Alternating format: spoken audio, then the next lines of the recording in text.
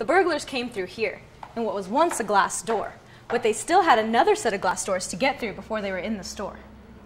A game like this one will help you strengthen your quads, but also help you with your timing and your balance. And there's different games for different muscle groups. Voters today weren't convinced by Barack Obama's speech. The vice presidential debates on Thursday night might finalize their decision.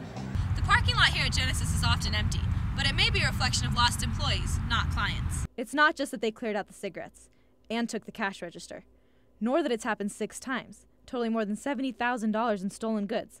It's that it happened in Herlong, a town of 900 people, and even though there's surveillance video, no one's been caught.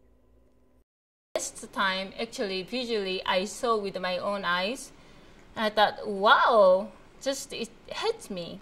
Oak Fern installed her eyes in the sky after the 4th break-in. Up to that point, the burglars had been coming through the back door. The last 2, they've gotten bold enough to come right through the front.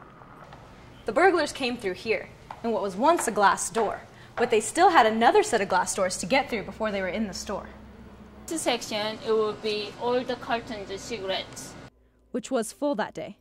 It happened day after delivery day. But they've all happened at night, after the Lassen County Sheriff deputy leaves town. Our police station is all the way in Susanville, which is 35 miles away. It's obvious everybody knows that they're here between this hour or that hour. In other words, criminals know just when to hit. It's not just happening at Herlong Market. The restaurant next door has been hit too. And longtime residents say things won't change until there's a deputy in town. Patrolling 24 hours. Let's circle one more time. Hold on, don't let go, don't let go. Alexis Tejeda is trying to hold on until she and her son can move into their own home. Keeping up with a toddler is hard enough, but she's also near the end of a complicated pregnancy. Because she couldn't work and because she didn't have a family to turn to, she ended up homeless.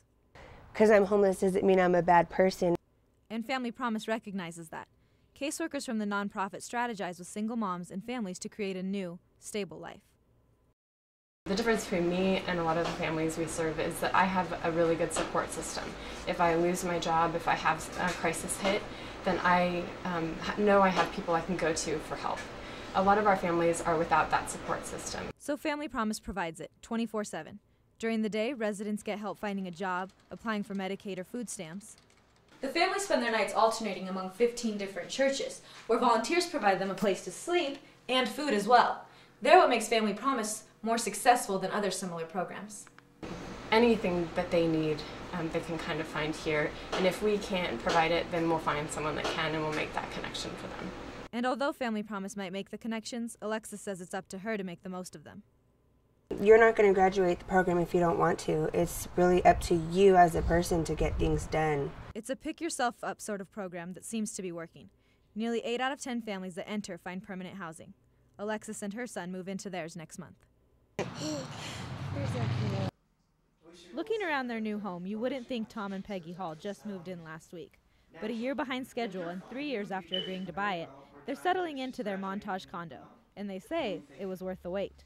Other properties we looked at were a little bit too traditional, a little bit too staid, and we wanted some place that we could have fun at. Part of the delay moving residents in was because real estate values dropped.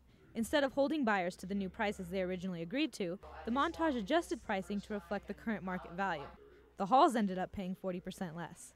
It is. We've reduced prices 20 to 35%, and that actually has attracted a lot of buyers.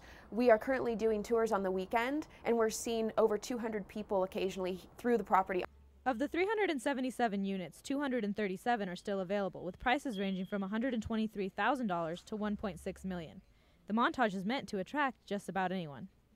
And it's designed for downtown living, with a dog park that's 6 floors up, down to the ground floor and this unusual room, where residents can hang up their bikes instead of lugging them all the way upstairs. For the Halls, that and more makes downtown a home. Went to dinner last night, walked around the block, and I said, yeah, I've been on this block for, 15 years or 20 years. So. Covering the story, Shivani Dhingra, Channel 2 News.